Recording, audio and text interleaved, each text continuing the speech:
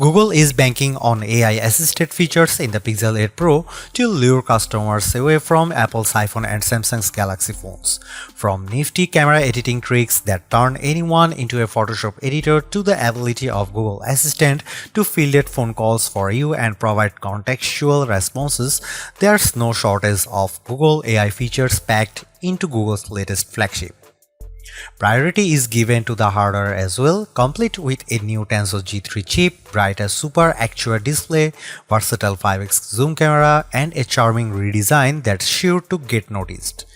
There's also a temperature sensor exclusive to the Pixel 8 Pro that sort of adds utility to the phone but feels out of place for a phone that's all about convenience. Yet there is lingering feeling in the back of my mind about whether or not this ensemble is enough to justify the Pixel 8 Pro's $100 price increase. At $999 it's still technically cheaper than direct rivals like the iPhone 15 Pro Max or Galaxy S23 Ultra, but it still needs to convince prospective buyers that it's also more valuable than the standard Pixel 8, which costs $300 less. In my Google Pixel 8 Pro review, you will see how Google addresses the biggest concerns about last year's flagship, like its battery life, performance, and display, to find out if there is enough on hand here to make the Pixel 8 Pro one of the best phones released this year. I was really hoping that the Pixel 8 Pro would keep the same $899 starting price as its predecessor, but that wasn't meant to be. While I am bummed that you now need to shell out $999 for the Pixel 8 Pro, it's still technically cheaper than the Galaxy S23 Ultra and iPhone 15 Pro Max, both of which now cost $1,199. Despite the $100 price hike over the Pixel 7 Pro, Google still undercuts many flagships in the Pixel 8 Pro's class. Pre-orders for the Pixel 8 Pro are available right now with general availability in stores and online starting on October 12. In a standard flagship format, the Pixel 8 Pro is available in 3 color options: Obsidian, Porcelain, and Bay. The latter blue shade is the most charming of the bunch if you ask me, but I also like that there are 5 colors option to choose from the Google's official Pixel 8 Pro case. I'm a little annoyed that the base storage option of the Pixel 8 Pro still remains at a 128GB. By comparison, Apple and Samsung upgraded the starting storage option of their flagships, the iPhone 15 Pro Max and Galaxy S23 Ultra, to a more reasonable 256GB. If you need more storage, the Pixel 8 Pro will also be available in 256GB, 512GB and 1TB storage options, costing $1,099, $1,199 and $1,299 respectively. At first glance, I think most people would overlook some of the Pixel 8 Pro's subtle design changes, but the changes make it much better to use in the hand. Its design DNA still doubtlessly comes from the Pixel, evident in its camera hump and metal trim. I am drawn instantly to 2 changes with the Pixel 8 Pro's design. The first involves the phone's new matte finish, which makes it more grippy in the hand. Its slight contrast over the sleeker feel of the glass meets metal construction of the last couple of generations of Pixel phones, so I am delighted by this new change. I am also in love with the bay color option with its lighter bluish hue versus the usual black and white selections. The design choice that makes me skeptical about what's going on here is Google's decision to revert back to a single piece of glass with its triple camera arrangement. I've actually shattered the similar one onto the Pixel 6 Pro, so I was thrilled to see Google addressing it by having 2 separate pieces of glass with the Pixel 7 Pro. Going back to a single piece of glass makes me leery because it makes the cameras vulnerable. I would definitely suggest investing in a camera cover case. Beyond that, the Pixel 8 Pro's design doesn't look radically different. It feels good in the hand, seems solidly constructed, and features the same IP68 rating, all of the qualities I expect in a premium flagship phone. After spending more time with the Pixel 8 Pro's new temperature sensor, the more I realize it's not as practical to use as other implementations I have seen. The sensor's positioned on the back of the phone just underneath the camera's LED flash. You would think it'd be used to measure your body temperature, which it should do later since Google is seeking out FDA clearance for that purpose. At the moment though, the Pixel 8 Pro's new sensor is meant to measure the surface temperature of the objects. While there are logical reasons to do this, such as knowing if the ground's too hot for your four-legged friends to walk on, I think I'd rely more on common sense for that.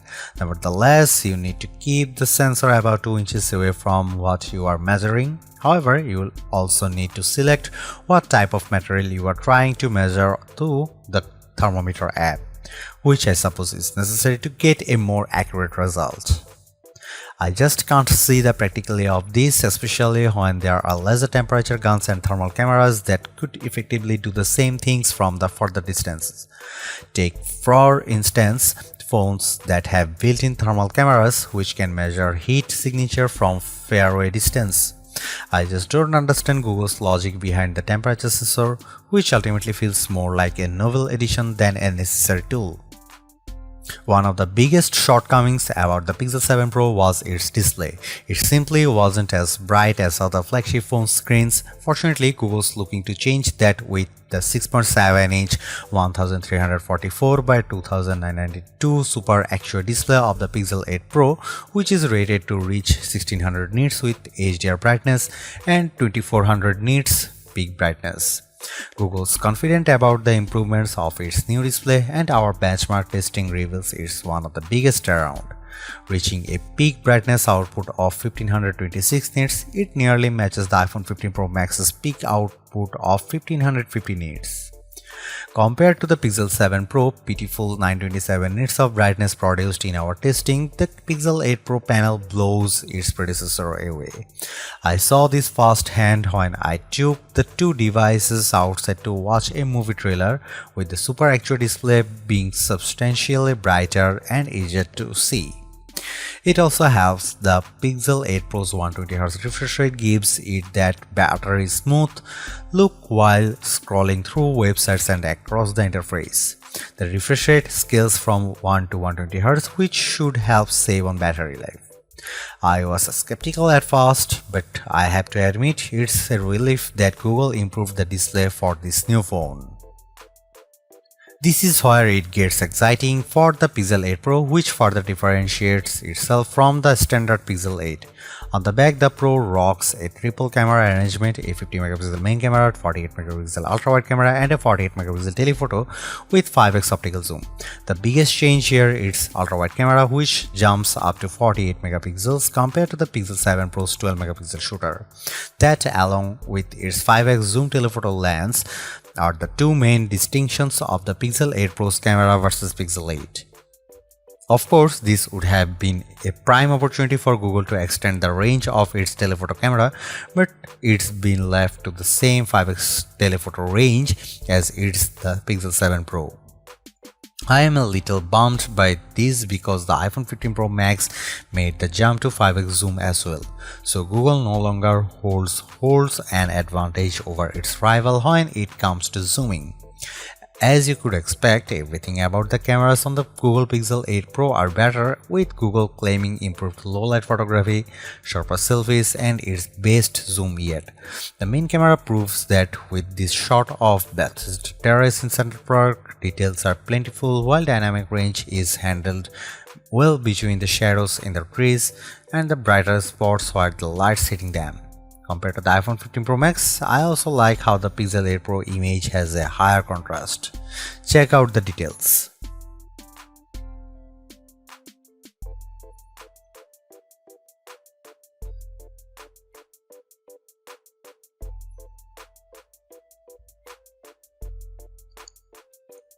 Google makes it clear that the Pixel 8 Pro is aimed at pro users with its barrage of AI-assisted camera features.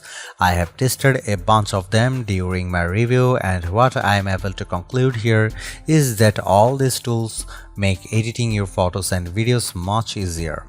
I am a videographer and know the challenges of editing photos to remove unwanted people from my photos or trying to remove annoying background noise from a video recording. For Google to make the process simple and painless, it's like having a personal editor in my pocket. Similar to the Magic Eraser feature, Magic Editor lets you isolate a subject in a photo and move them almost anywhere in the photo seamlessly. With a few simple swipes and selections, I am able to take a photo of myself and resize it to make it seem I was closer to the camera. Everything looks seamless too, which is what makes Magic Editor incredibly powerful for those who don't have the time or patience to learn these techniques on their own. Alternatively, it's interesting to note what's happening in the background when Magic Editor is being used. That's because Google AI is being leveraged to generate what it thinks should fill in the gaps. For example, I took a picture of my cat sitting on a small ottoman and decided to move him to the nearby sofa using Magic Editor. What's interesting is how Google fills in the gap left between where my cat was sitting. The Pixel 8 Pro generates 3 different options for me to choose from, which all look seamless with its editing. However, I have found oddities in other images I have used Magic Editor on, but so far it at least manages to generate one that seamlessly works with the shot. Another Photoshop-like feature, Best Take, does exactly what it says. If you have ever tried snapping a family photo, you know how hard it is to get everyone to look at the camera properly. Now you won't have to worry because Best Take lets you choose the best faces to use in your photo, so that you can have the best result with happy faces all around. Using Google's AI, Best Take essentially looks at other photos you have captured and offers you options to choose from the selecting each face. Best Take actually works flawlessly with the Pixel 8 Pro. In fact, I didn't notice any distorting qualities whenever I swapped faces for another shot. The only issue I have with the Best Take is that you need to manually take several photos of the same group shot. I wish Best Take could generate different faces based on previously captured photos I have stored in Google Photos, or at least automatically shoot burst photos leading up to me actually pressing the shutter button to snap a photo. No longer do you need to worry about ambient noises in the videos you record because the Pixel 8 Pro can mitigate or eliminate them altogether with Audio Magic Eraser. This new video feature lets the phone analyze a video's audio to discern unwanted sounds in the background, like an alarm going off, so that it can be minimized or completely removed. The end result is a video with only the sounds you want. After trying this out on a couple of videos I shot, Audio Magic Eraser proves most effective when there's only one source of background noise. I tried removing the noise and music in the background of a video I was recording in Central Park, but I can hear how the complex sounds in the video makes it more difficult. As a result, the audio isolation tends to distort my narration in the video. I think casual user would find videos tweaked with Audio Magic Eraser acceptable, but I wouldn't use it for any professional work. Video Boost is a feature that will be coming later to the Pixel 8 Pro. It essentially lets user record raw video before uploading it to the cloud for processing. Video Boost offers enhanced color grading and helps to draw out even more details from the video. While it's nice, I am surprised that all of the processing is done in the cloud as opposed to locally with the Tensor G3 chip. Finally, Google brings proper manual controls to the Pixel 8 Pro. I have been clamoring for this for years now, and I actually like how Google makes it suitable for serious users. Now I have greater control with using the camera because I can make changes to common parameters such as the shutter speed, ISO, color temperature, and more. Small details such as focus peaking show how Google's committed to making the Pixel 8 Pro the camera for pro users. It beats having to download a third-party camera app for manual controls, but I really hope that Google can bring these manual controls to video now that photographers can enjoy them. Video recording still tops out at 4K 60fps. I was honestly expecting better given all the hoopla around the power of its Tensor G3 chip. So far, the Galaxy S23 Ultra remains one of the few flagships to offer 8K video recording. Despite this, I appreciate all the other video recording modes that the Pixel 8 Pro has to offer, like Cinematic Pan that adds more stabilization for panning movement. Check out the video sample.